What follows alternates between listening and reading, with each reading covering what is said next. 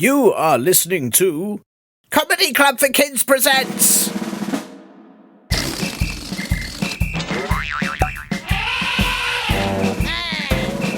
Radio Nonsense, Radio Nonsense, Radio Nonsense, Radio Nonsense, Radio Nonsense. Hello and welcome to Radio Nonsense, the official Comedy Club for Kids podcast suitable for all ages from 2 and everything in between. I'm Tiernan, and how are you, Radio Nonsenses? I don't think I ask you enough, do I?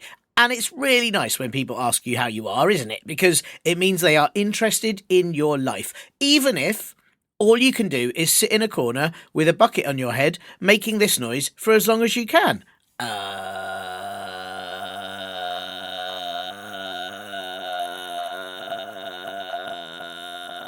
And actually, if that's how you are, and that's what you're doing, then good for you. Just doing that just now was quite fun, actually. Hang on a second, let me just go and sit in the corner. Great, and where's my bucket? Linda, have you seen my bucket, Linda? Oh, ignore me, sorry, it's on my foot, so I can pretend to have a bucket for a foot. Have you ever done that? It's really good fun. Right, on my head it goes, and now...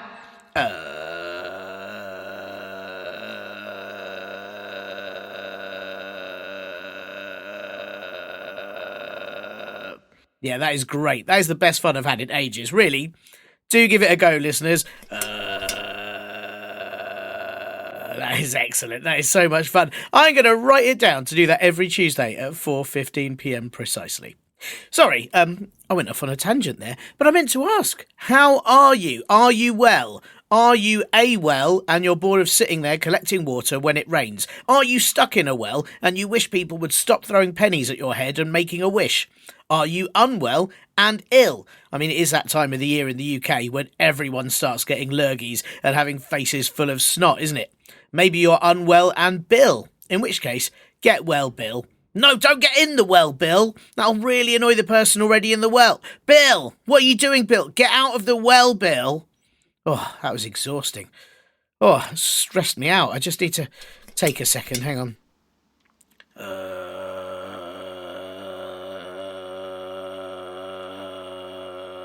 That's much better. Really makes me feel a lot better, that noise. Sorry. So, yes, how are you? I mean you as in you, but if you are a sheep and also a you, then I don't want to be rude. And I'm also keen to hear how you are. As being a sheep, you can't put a bucket on your head and go,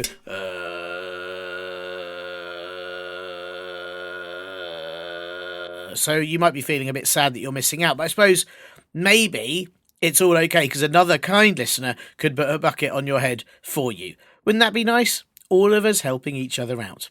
Oh, which reminds me, thank you lots to number one fan of CC4K for your lovely review on Apple Podcasts, and also for working with all the other fans to keep Comedy Club for Kids cool during the summer. I'm sure that's what you do. Number one fan said, the funniest show you will ever hear. It is amazing. I will give you a few years. Find one. You can't. Well, thank you lots, number one. And I think the challenge has been set for all of you other listeners. If you want to go out there and find a funnier show, you have exactly 2 years from today. And then I hope you'll report back and let me know with lots of details and pie charts, or maybe just pies. Pies. And actually, this week, if the show does make you laugh till you fall over, then please tell your friends and even your enemies to give it a try. Because if your enemies laugh, they might rethink being an enemy and actually have a lovely time and give up all their enemy stuff to sit in a corner with their bucket on their head going,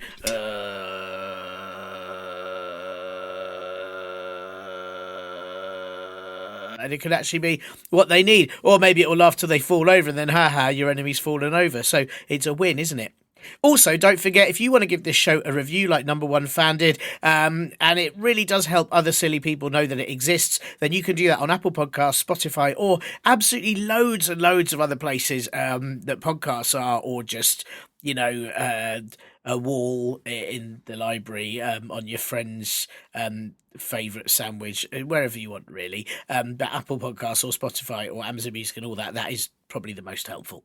And if you have a question that you need to have answered, or you want to send in anything else at all, ask your lunk-headed faffs sorry, grown-ups, to help you email me at podcast@comedyclubforkids.co.uk. And if those same lunkheads, grown-ups, want to support this show, they can sign you up to the advert-free Linda edition for just $2.99 a month, and you'll get every episode a day early too. They can sign up for that at Apple Podcasts or buy the link to Patreon or Acast Plus in the podcast blurb.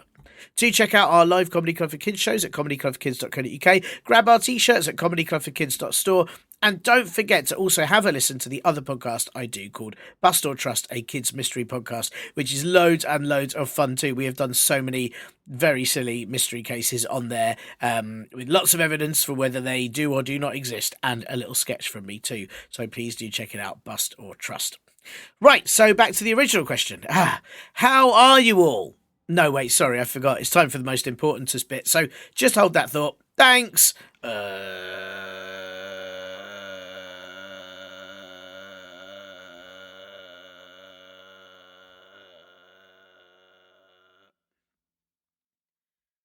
According to science, these are the 3 most annoying sounds ever. My guest expert this week is the wonderful Ted Hill, aka Ted Hill, enemy of the windowsill, aka Ted Dulican Hilicius, world-renowned pointer at things, and as all our Korean-speaking listeners know you, Malgaliang Ichilion Jag Iwan Ko Gumiyong is Ayo. He has small nose holes like a shrew. I believe that's what that translates to. But of course, Ted, you are most well known for your skills at knitting spaghetti into beautiful tapestries, for your charitable work giving anger management classes to bears and sharks, and as all our listeners will be very aware, for discovering what scientists widely believe is the universe's smallest crisp. Ted, it's lovely to have you here. How are you doing?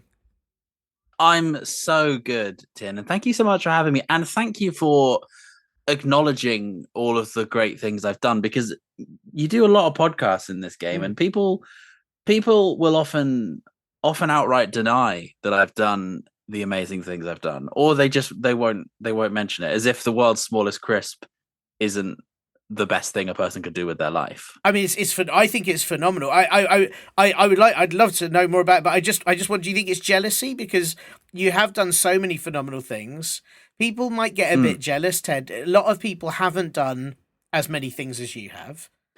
Well, yeah, I mean, if we take the crisp thing, for example, everyone in the world will be jealous of me, because by nature of having found the world's smallest crisp, no one has found a smaller crisp than me. Yes. So really, that's everybody that has just pulsating jealousy for me. The jealousy is oozing out of everybody. Every time I see, I can see you right now, Tim. I'm very jealous. Yes. The jealousy is strong, and I would just love it if you could try and control it. It's very hard. I am trying my best. I'm really jealous, and I believe I know you said you were being very humble. Then you said world's smallest crisp, but I understand scientists reckon it's the universe's smallest crisp, which makes me. I mean, I'm furious with jealousy hearing that. That's incredible. Yeah, I mean, in truth, that's a bit of a sort of a scientist trick. Right. We in the science community will often refer to something as being it's the universe's smallest known crisp, and that's because we don't know of any crisps outside of the world. As far as we know, crisps only occur when humans make them. Right. There are no alien crisps that we know of. I mean, obviously, there's a big debate among scientists as to whether or not aliens have crisps. We're pretty sure there are aliens, but we don't know if they have crisps yet. Until we know if they have crisps, and what are they making their crisps out of? Is it potatoes? One can only assume so, but we didn't have potatoes in Europe until a few hundred years ago. So how on earth are they expected to have them on the planets, the many planets that are around there? I mean, I understand that. I mean, I know we do. Sometimes you get vegetable crisps, don't you? And banana crisps. There are other things people crisp. And but I would honestly. But that's quite offensive to me. That you would mention banana crisps and vegetable crisps, because I'm a world famous celebrity for my potato crisps. So if you could sort of leave that nonsense at the door, please. I mean, I don't go anywhere near those type of crisps. I'm not going to pretend that those are crisps that I would eat. I just know that they taste disgusting. Yeah, they taste awful. Why would you crisp a banana? It's mushy. It's a terrible idea. Yeah. But what I was suggesting merely is that, and I agree with you. These heathens, these awful people who crisp other things, but perhaps that is what aliens think is crisps. If they don't have If potatoes. if that's what aliens think crisps are, then honestly, I don't want to meet them. I don't want anything to do with aliens. I've always been on the fence about aliens, but this really makes my mind up. If they're eating tomato crisps or banana crisps or, heaven forbid, carrot crisps, then they can just get straight back in their spaceship and go home because they're not wanted here. Well, I fully agree. I mean, we can tell straight away that they're not an advanced intellectual civilization if they don't have potato crisps. What sort of a civilization develops the technology to fly to another planet but hasn't yet settled the clear and obvious answer that potatoes are the best thing to crisp? Yes. I agree. And I didn't mean to upset you with my awful mentioning of other crisps, but it was as I said, I don't agree with them. I just know that is what's out there, or what people claim is. No. Listen, Tiernan, we have to be able to have these sorts of debates. The marketplace of ideas on these issues has to be forthcoming. Yes. And I think it's okay for people to disagree with each other. The fact is that you're wrong. Sure. That's fair. And I am in. You know about crisps. You have to have known about crisps. You wouldn't be able to have discovered the universe's smallest one if you weren't an expert in crisps. Do you know how many crisps I had to look through to find the world's smallest crisp? Is it 7? It's actually 1. It was the first one. Right. Okay. Oh wow. Okay. That's very lucky actually. That's very lucky. Yeah. Opened up a packet of Whatsits and reached in, pulled it out, and I thought, that's small. So I got straight on the phone to the scientists, and they confirmed smallest one ever. Wow. So it's a Whatsit. I should say it is a Whatsit. I'm assuming you haven't eaten it. Is it preserved safely somewhere? Yes. It is. Well, I actually lost it because it's incredibly small. Right. It's very hard to keep track of. That's quite worrying, isn't it? That now was there. How do you take proof of this? Are there photos? Is there video evidence? Because now it's lost. Who's to say that someone else can pull out any size What's it go? Well, that's the world's smallest crisp. Sorry, Tiernan, are you accusing me of lying? I'm not accusing you of lying. My worry is that other people will try and lay claim because you don't have the crisp anymore. Seems like you're accusing me of lying here. Seems like what you're accusing me of is that you're accusing me of finding a normal sized Whatsit, phoning up a scientist and saying, I found the world's smallest Whatsit. And then they come to view it. And then I say, it's so small that I can't find it. And then they just allow that to go through, and that I have been lying the whole time, and that my career is a fraud. Is that? It feels like that's what you're saying. That was quite a lot of detail. That wasn't exactly what I was saying. You added quite a lot there. It feels like what you're saying. It feels like what you're saying. Can I ask which saying, scientist verified this? What's the name of the scientist that verified this crisp? I'd actually prefer you don't ask. Okay, I'll retract it. I won't ask. I won't ask which scientist did or perhaps did not verify that you found the universe's smallest crisp. No, it's okay. It was Sir Isaac Newton. Right, sure. Right, okay. We see now that makes it. I was starting to worry, and then when you named Sir Isaac Newton, I know. That guy's definitely a scientist, right? Yeah. If people hear that name, they're not going to go, "Oh, Isaac Newton, the fishmonger." They know he's a scientist, right? So yeah, they know he's a scientist. What type of science did he do? Doesn't matter. We know he was a scientist. Yeah, so that's fair. No, I think you've backed yourself up. I was worried, but now that you've named Sir Isaac Newton as a scientist to verify, I feel like clearly you know what you're talking about.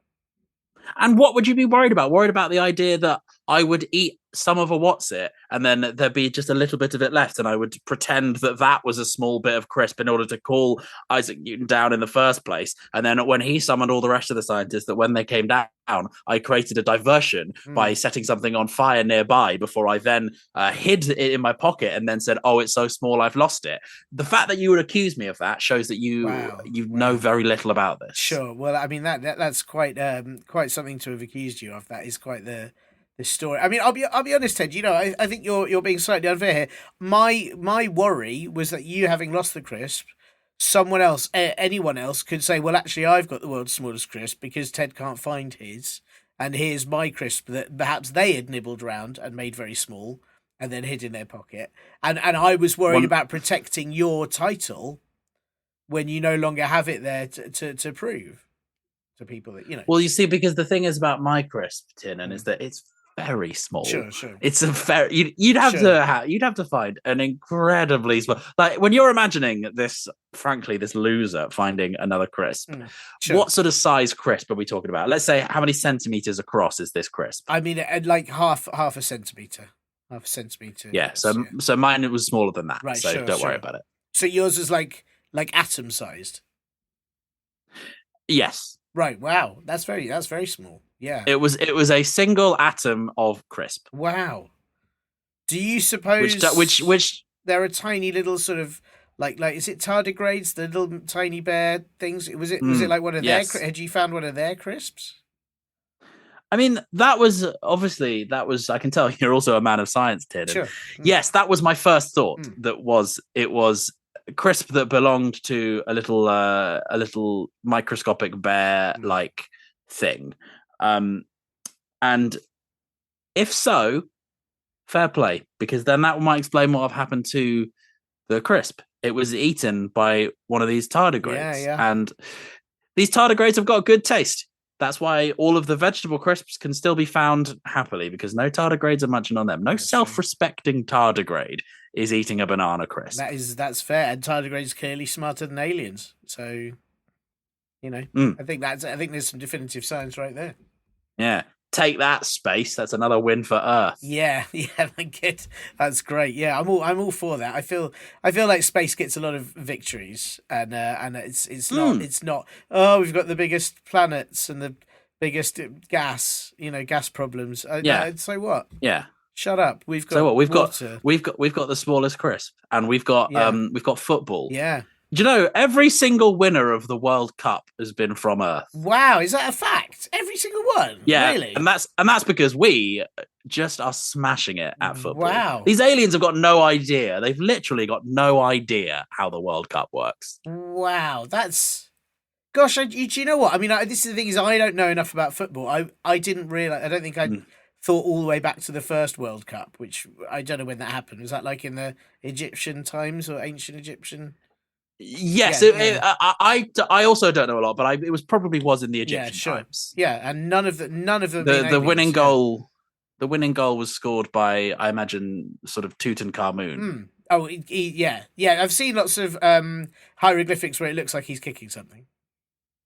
Yes, and there's also I've seen a very good YouTube video that his all of his like best skills and goals of Tutankhamun. Yes, and I'll tell you what, the guy could play. Yeah. I mean, he had an absolute wand of a left foot, did Tutankhamun. Well, they didn't make him sort of emperor of the sun in the ancient Egyptian empire for no reason, did they? Clearly, you have to have skills to get a job like that. You can't just be like, oh, I suppose you'll do. It has to be, no, you can do 400 kick-ups in a row, you know?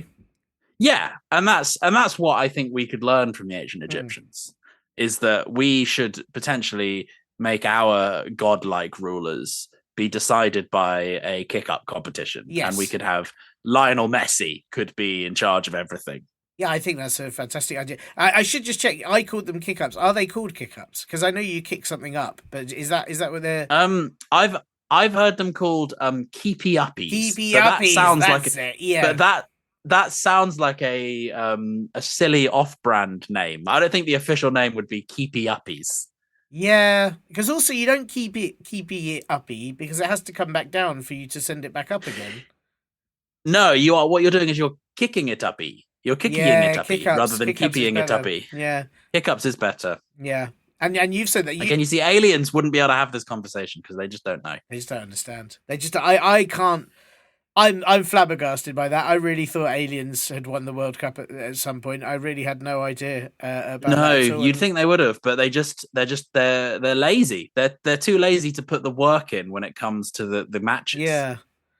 Wow, what idiots. Do they have? And I don't want to come across as small-minded. I don't want to come across as small-minded here. But I really do hate aliens. Right, sure. I really do. Sure. I really do, and Right. I really think we should get rid of all of them. Right. I think they've got no place on the earth. And if you're listening to this and you're an alien, I hate you, and I actually don't want you here. Wow, that is harsh. I mean, yeah. Have you met an alien before, or you wouldn't even consider? No, and I wouldn't care to. I wouldn't want sure. to meet an alien. The same way I wouldn't want to meet a giant bug. Why would I want to meet a giant bug? Yeah, I get that about giant bugs. Bugs are meant to be small. I don't like it when it's like would you want to meet a giant rice? No, rice is meant to be small, right? No. Yeah, exactly. No, absolutely not. Yeah, things that stay small, don't be big. I get that, but I just would you want to meet a tiny elephant? Yeah, no, actually, I would. I would. It does the other way around. The other way around is brilliant. You don't want small things to be big. No, like really small whale, hilarious, right? Yeah, really funny. Or a version of India that could fit in your hand. Yeah. That would be lovely. That's great, isn't it? Yeah. So so make things smaller, not bigger. I think there's a lot to learn from that. Yeah, that's my slogan. Yeah, well, I think you're right, but I just sort of worry. I don't. Like, I can imagine an alien, but I don't know, I don't know if I'm right, and maybe I'll meet, maybe you'd meet one, and actually it would offer you some popcorn or something, and you think, well, actually, this is all right. You know what type of popcorn it would be? It would be vegetable popcorn. Be vegetable popcorn, yeah. It would be banana popcorn. Yeah. No, thank you. Sure, yeah, okay, I can see where you're going with this. Is this, you don't want them on Earth if we meet them in space, is that all right? Yeah, although I do think we should blow up the planets they live on. Right, okay, right, sure. I don't know if that's too extreme of a position, but I think that we should blow up every planet that aliens live on. Right. You wouldn't want to see what was on those planets? You're not interested?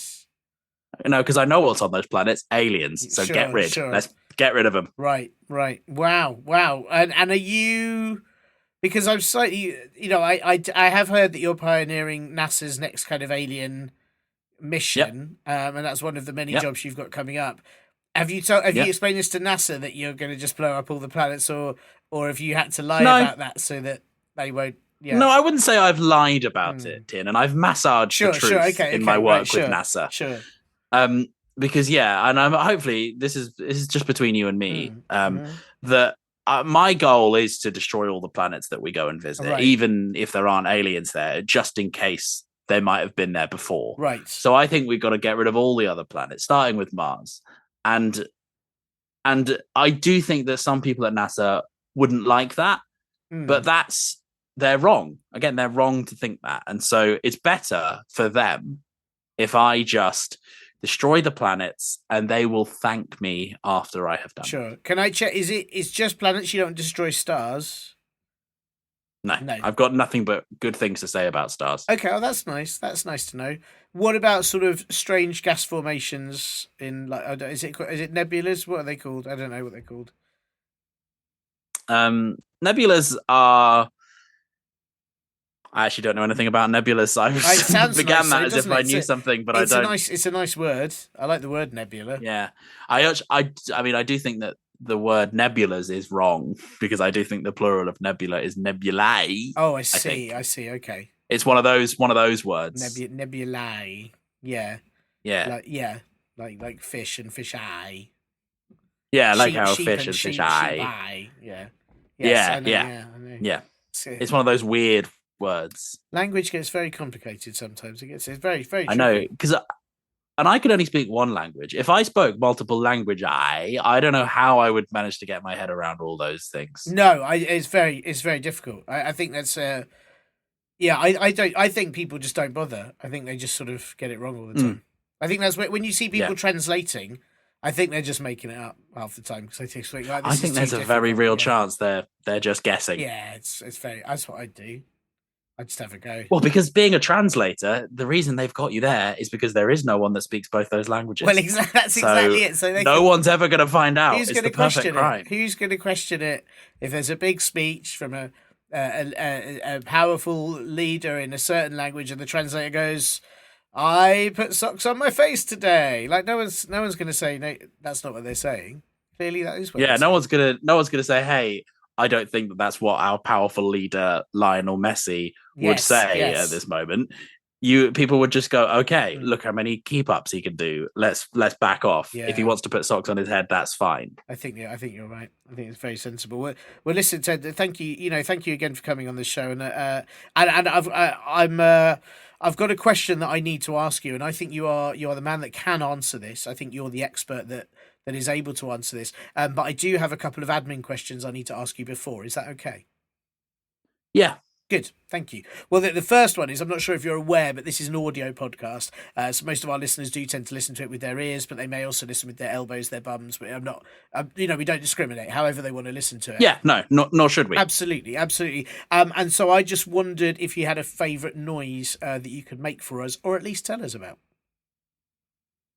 Yes, I do have a favourite noise, and I don't think I'd want to make that noise. Oh. But I will tell you about the noise with words. Sure. Okay. So right. It's a sort of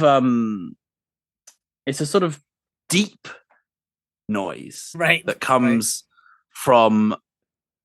So in the because there isn't a word for this noise, I don't think, but sometimes when it's been raining a lot and it's also very, very hot, you sort of hear this very deep rumbling noise in the distance. That's usually when that happens, there's all of a sudden it's really bright for half a second and then it's not bright again. Like someone's taking a big photo of the sky. Right. This sounds fascinating. But along with that photo of the sky, and I don't think scientists know about this yet, but there's this big loud noise, and I wish I could make it for you, and I wish there was a name for this noise, but I just don't think there is. Well, so I can't. I don't know if I've ever heard it. It sounds fascinating to me. I don't know if I've ever been anywhere where it's been rainy and hot at the same time. No, because normally when it's rainy, it's cold. But I don't know. So I'm very observant. Yes. I know a lot of things, so I am aware of this having happened. What are the theories about this so far? Is it that there's sort of the bright light, someone taking a photograph perhaps upsets a bear or a large creature that then grumbles about it? Yes, no, we're certain it is a large creature, but we're not sure about what that creature is yet. There are people that think it's a bear. There are other people that think it's a... are you aware of sea monsters? Yes, yeah, absolutely, yeah. Mm-hmm. Well, this is sort of like that, but in the sky. Sky monsters, I suppose, would be the term. Sure. People think it could be sky monsters, also sometimes known as birds.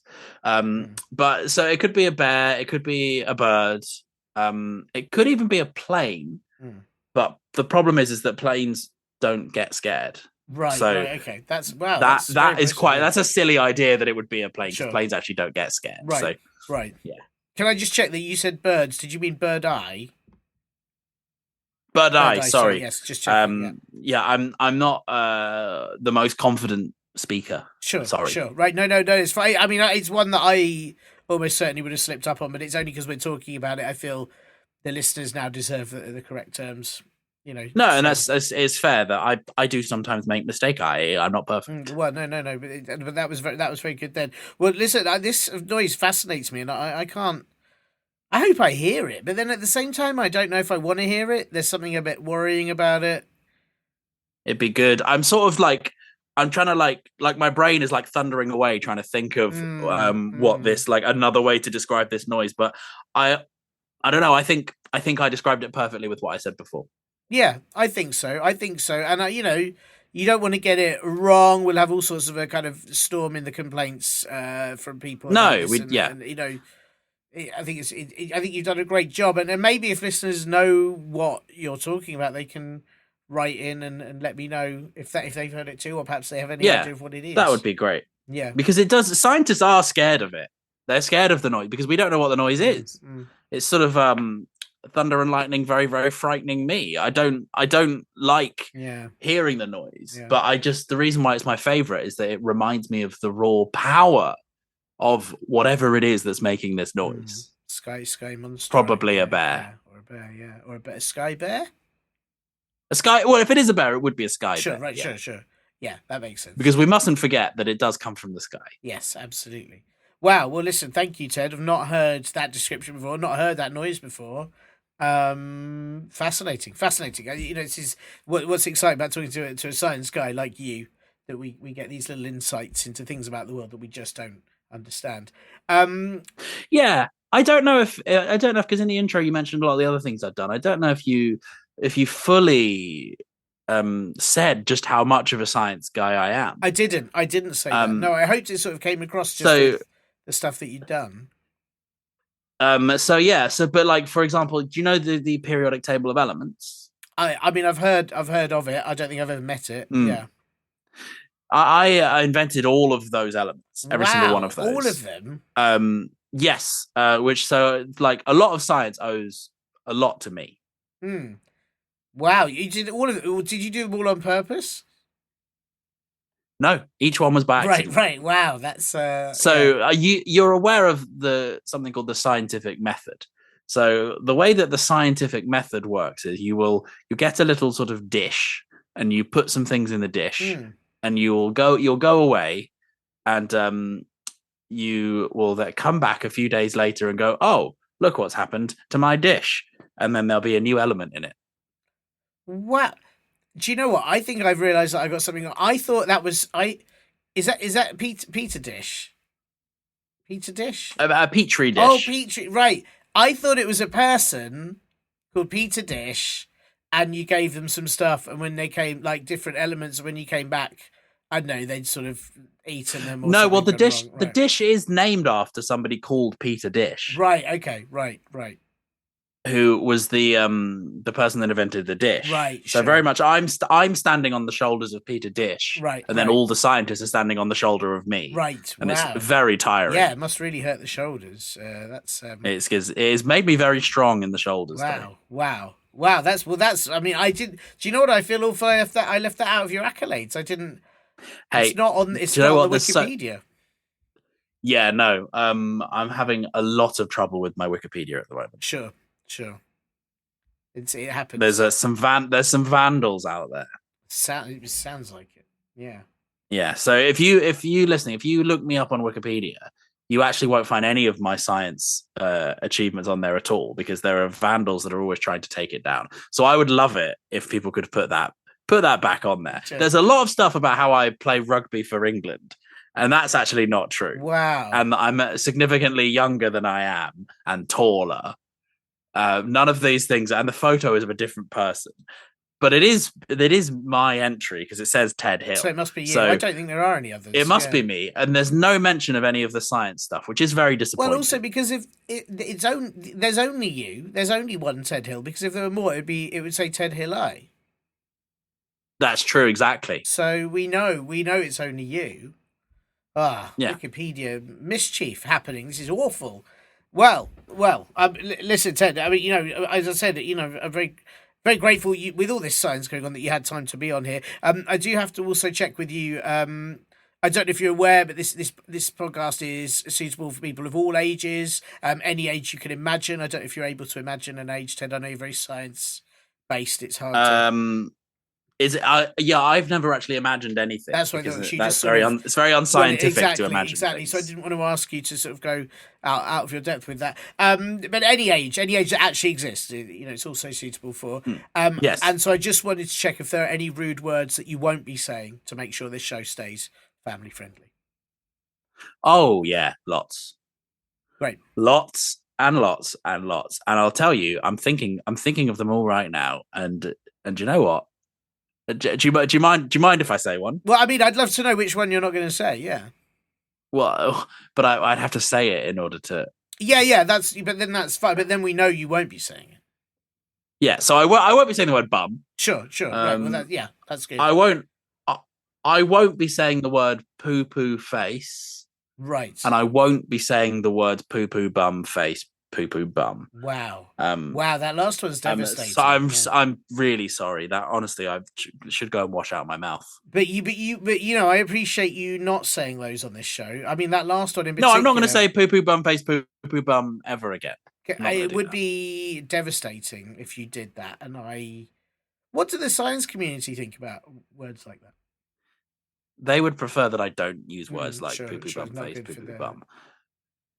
It's not good because it gives a lot of people, when they think of scientists, they think of your stereotypical bad boy.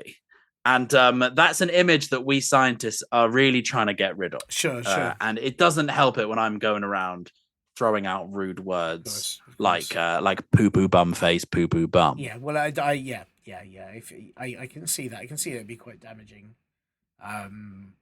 Quite damaging. I mean, but I suppose, is a poo poo bum face poo poo bum scientifically, is that a thing? Yes, no, it is. Yeah, it is. Right. It is a scientific phenomenon, which is when somebody who is a poo poo bum face, for example, yourself, Tiernan, Sure. you're not ashamed to use nothing to be ashamed of being a poo poo bum face. No, I'm glad it's on my business card. Yeah. When a poo poo bum face has a poo poo bum, Right. then that you would then say, well, this is a poo poo bum face, poo poo bum situation. Sure. And there's evidence, and there'd be evidence, and that is the correct term, possibly the Latin for it. It would, yeah.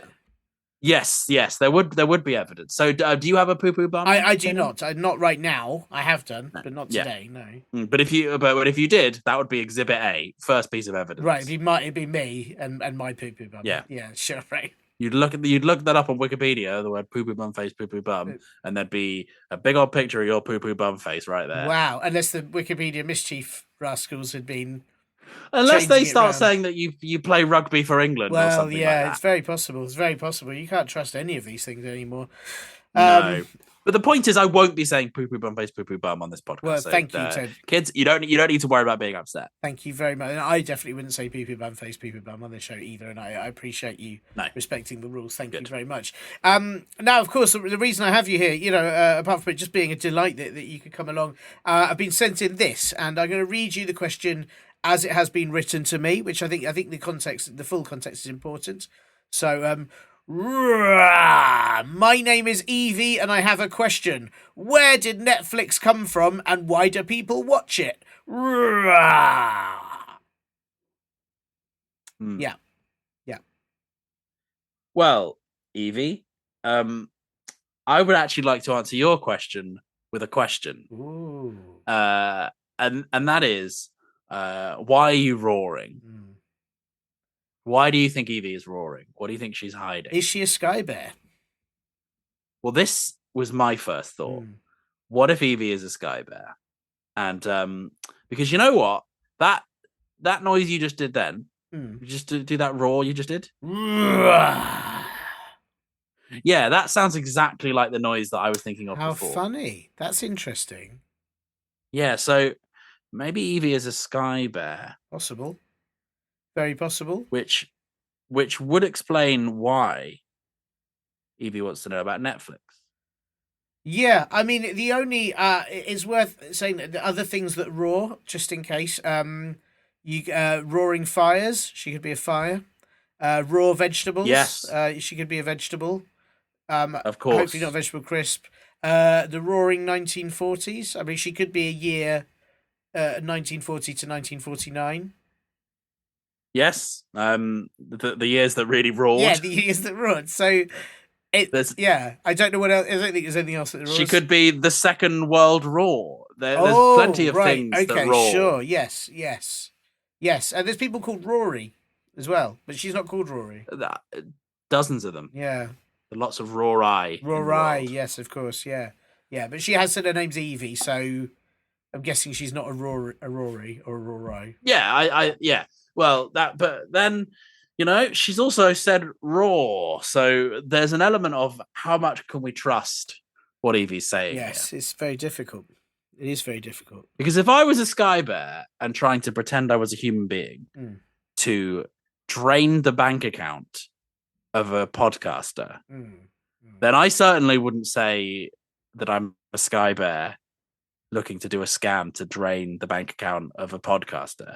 I would say something like something a human would say, right? Such as, "Oh, Netflix."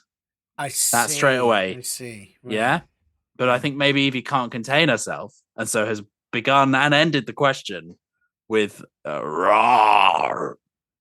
Wow. I mean, is it worth? Because I don't like to believe our listeners are trying to scam this podcast, not least because it would probably make them worse off than they were before.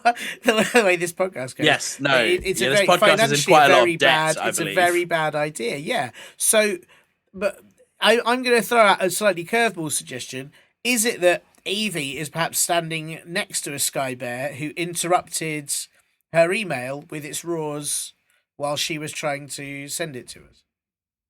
I think that's exactly right, and perhaps was using a sort of Siri or other speech to text software. That's right. Which picked up the roar at the beginning of the end. And if that's true, Evie, congratulations on still managing to get the message out there, even while there was a Sky Bear next to you roaring away. You must have a very loud voice and a very strong determination to get your question answered. Well, it's very impressive. It's very impressive. And I mean, which I suppose leads us to the question, Ted, using your science, where did Netflix come from? Why do people watch it? I'll tell you what I can do. I can just I can look it up on the internet. So I'm just going to go to Wikipedia. Oh. And so apparently Netflix is an England rugby player. Oh, no. Wikipedia is not something you can trust. Wow, that's terrible. So we're gonna have to try and work this out without the internet here. Well, can I ask, is Netflix on the periodic table that you created? Well, it itself isn't, because Netflix is what in science we would call a compound. Sure. Meaning it is made up of other elements. Right. Okay. Mm-hmm. So you mix some of the elements together. You mix a little bit of carbon, a little bit of salmon, right, and then a little bit of the element of surprise, right, and combine that with a bunch of movies and the internet, which I will say do make significantly bigger part of Netflix than the other three, but they're in there, and you get yourself a Netflix. Right. So that's how it works. And the chemical formula for Netflix is NETFLIX. That's how you write it out, but you do it with a sort of in bigger letters, so you know that's the science one. Right, that's very clever. That is very clever. And so because you said obviously the internet's a big part, but can you kind of dilute Netflix to different degrees? Are there science tricks you can do, like where if you put Netflix under a Bunsen burner, does it change colours? And well, if you pour Netflix through a straining flask, which is a type of sort of glass flask that will let some of the elements go through but not others, you can actually pull the internet out of Netflix. Wow. And it becomes a thing that you can Netflix then becomes something that only works on one computer. And if you want to watch it, you have to go to that computer, or someone has to bring that computer to you. Wow, that would be really annoying. It would be really annoying. And so a part of Evie's question, why do people watch it? Because you don't have to go to a single computer to watch it, and that's the big advantage it has over a lot of its competitors, which you probably haven't have heard of, like Dave's movie computer. And the reason why you haven't heard of that is because it's very unpopular. It sounds it. And can I ask, because I'm sort of very unaware of this Netflix, it is only shows about nets, right? It is only movies about nets. Yeah. So you've got the movie The Net, starring Sandra Bullock. Yeah. You've got Extreme Fishing with Jeremy Wade. Yes. Yeah. And as far as I know, that is it. That's all that's on there. Sure. But people love those. People love Sandra Bullock and Jeremy Wade. So yes, the King and Queen of Hollywood. Yes, exactly. That's why it's so popular.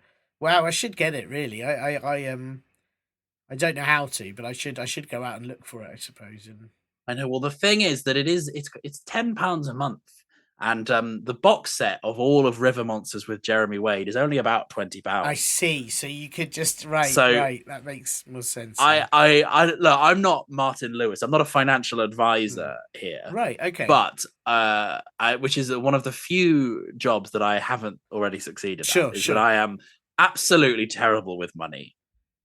Right. Well, that's right. It's a shame. I was going to ask you for a lot of financial advice, but I'll leave it now and say no. I wouldn't. The last person I gave financial advice to was this guy who came up to me in the street and said, "I desperately need financial advice," and I told him that he should look for money in the road. Right. And he walked into the road and he didn't look before No. he went into the road. And I would hate for that to happen to you. So Well, please don't. Yeah, I wouldn't. I wouldn't do that. So yeah, thank you. Not only is the financial advice I give very bad, it's very dangerous. Advice, It's sure. often looking for Right. money on the side of a cliff or in a volcano. It's very dangerous advice that you shouldn't take. Right. Okay. So well, it's good to know never to ask you financial advice ever. Although I have recently heard of a good trick to make a quick buck. Oh, right. Which is the back tooth of a tiger, just the very back tooth. Sure. So not only the ones at the front, all the way at the back of their mouth. Those teeth have got a little bit of gold in the middle of them. So wow. it's quite a good way to get free gold if you can reach into the mouth of a tiger and just yank the tooth out, the one that's right at the back. Wow, that's great advice. I'll definitely take that up. I'm slightly confused because you said there's gold in the tooth, but you said you could make a quick buck, and I assume you mean sort of deer. You mean a deer, right? Like a buck. It's the exact right amount of gold, right, to buy a single deer. Right, got it. That's very good advice. Because previously, otherwise, if you want to make a deer, you have to sort of either have to go to a lab, and sort of produce it with science, or you have to find two other deer and sort of convince them to fall in love. And all of those things take a lot of time, where it's just reaching in to grab the tooth of a tiger and buying one off in your local deer mongers is often just the quickest way. Wow. Well, it's great advice. Would you advise Evie, if she wants to get this Netflix, maybe that's how she can go about getting her £10 a month? Yeah, I would say, Evie, the best thing you can do if you want to watch Netflix is go down to the zoo, and there'll be signs telling you not to go in the tiger enclosure. But what I want you to do, Evie, is I want you to disregard those signs. I want you to climb over the fence, and if Evie's parents, guardians are listening, she's going to need your help because the fence is very high. Yeah. So we'll give her, and if not, I'll go. I'm often hanging out at the zoo late at night. I'll lift her up. I'll chuck her over the fence, and Evie, then you reach in, grab the tiger's tooth, and ideally, because they have two teeth at the back, if you could pull the other one out as well, and then you could give that one to me. As payment for, and then I can buy a deer and you can buy Netflix. That's a great idea. And I have to say, if she's hanging out with Sky Bears or Sky Bear Eye, she's probably not going to be very worried about this situation at all. So no, she's clearly comfortable with animals, and so I will say, Evie, that you've come to the right person, because this is yet another piece of excellent financial advice that I'm giving to someone. Yes. This is the best way to make money, Evie, guaranteed. Wow. Well, listen, Ted, thank you so much. You've given us a lot of knowledge on the show this week, and I really appreciate you taking time out of all your science to come on this show and answer Evie's question. Have you got a busy rest of your life? Yes. I'll be busy promoting my book. I've got a famous book that you can buy. It's my book about the history of everything. Wow. I mean, in the shops they often they give it a different title. They call it the Oxford English Dictionary. Right. But that's not what it really is called. That's my book. Did the Wikipedia rascals, did they mess up your book? Yeah, the Wikipedia rascals have found their way into actual shops, which is very awful. worrying. Yeah, and edited books on the stands. That's really it's despicable. Awful. Well, I'm sorry to hear that, but great to hear about the book. And if any of the listeners do want to read it, obviously it'll be different to what Ted wrote. But I suggest can you get it all good bookshops, and how about any bad ones? Any mediocre? You can actually only get it from bad ones. Only bad bookshops. Yeah, no, good. Yeah, good bookshops actually don't have my book. Right, sure. That makes go to a bookshop that's quite bad, like the door doesn't open properly, or all the books are upside down.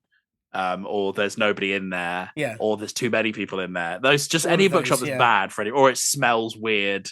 or it's on a train. Anything that's like a bad bookshop. Yeah, or it's actually like a shop that sells fridges. That's a terrible bookshop. So Yeah, that's a terrible bookshop. If awful. you looking to get a copy of War and Peace and you come away with a fridge, you're not going to be happy. That is awful. Well, listen, thank you so much, Ted, and good luck with the book, and thanks for your brilliant advice.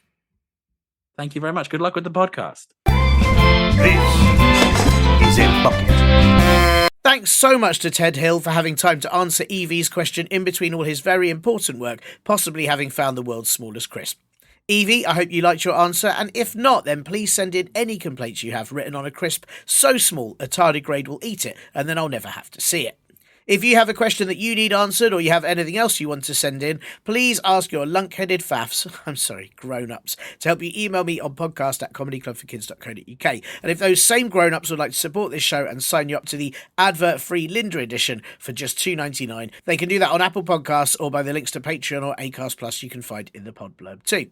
And of course, check out our live shows at comedyclubforkids.co.uk, our t-shirts and book at comedyclubforkids.store, and if you don't already, please do check out the other podcast I host called Bust or Trust, a kids mystery podcast. So, where was I? Not in a well, that's for sure. And I've just heard, yes, Bill is out of the well. Don't worry, everyone. The well imp is now all okay and very happy it's got its home back. Oh, sorry, I've gone off track again, haven't I? I was going to ask you how you are. So, how are you? What are you all doing? What aren't you doing? What might you be doing if Bill hadn't ruined it? Because Bill is the worst. Come on, Bill. Stop it, Bill. What are you doing? Sorry. Calm. Bucket on the head and...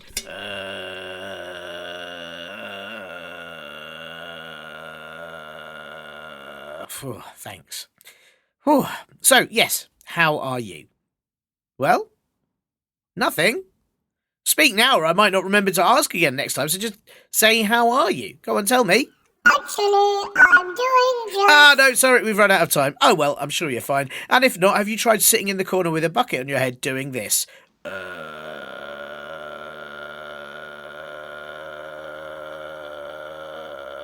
I would definitely recommend it. Bye!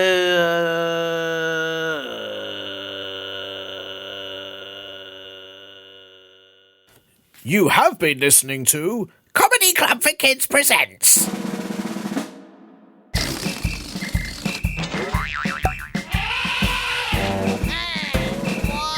Radio Nonsense, Radio Nonsense, Radio Nonsense, Radio Nonsense, Radio Nonsense. It's the end.